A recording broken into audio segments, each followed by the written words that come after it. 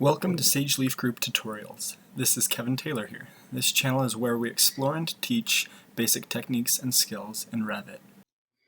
Today I'm going to go over the basics of the Stair editor and how to create stairs. For this instance, this is a floor plan a friend sent me.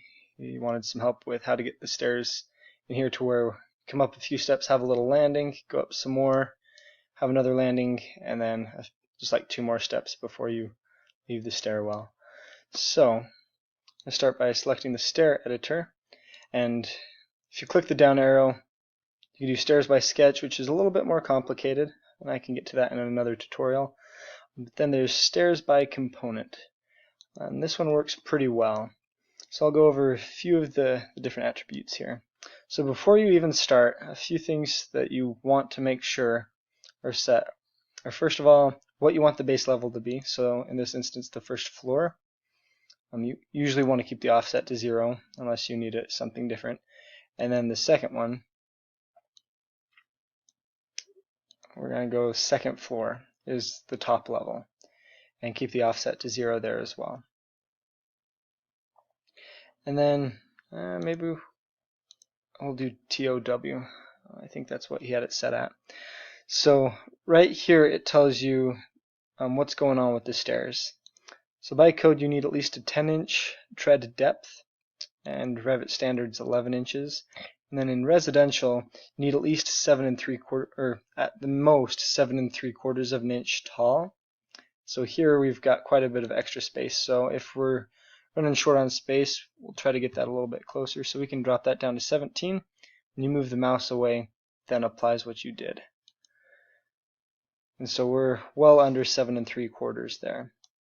So we're going to start with that. A few other things in this settings here, you can adjust where the stair is relative to where you click. So for this instance, we can have it run on the left side and just click on this wall and go on up.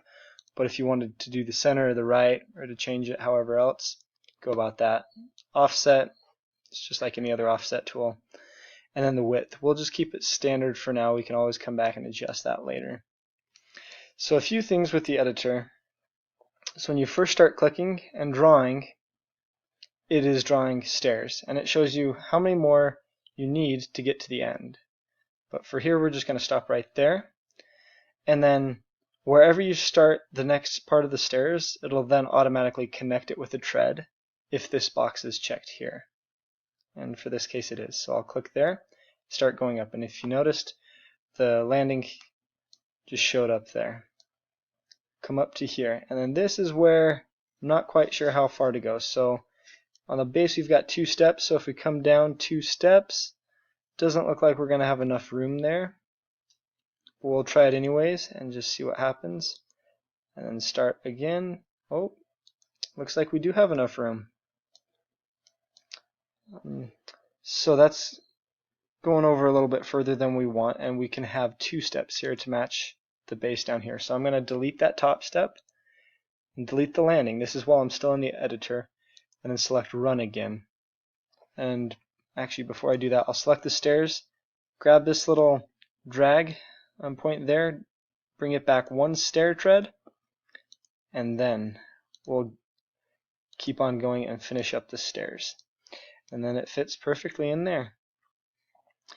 Then if you need to adjust the width of the stairs, I'll usually do that after I'm done editing it. I'll select the check mark, your stairs fit in there, then you click on it, and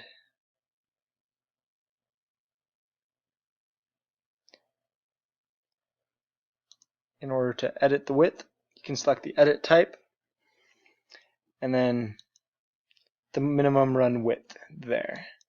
And so how it said 3 foot 3.5 inches, that was neglecting the rail on that as well. So that way you're left with a solid 3-foot stair runway for people to walk up and down.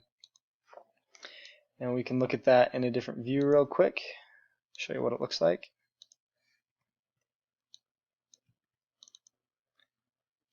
There you go, you've got stair treads going on up like that.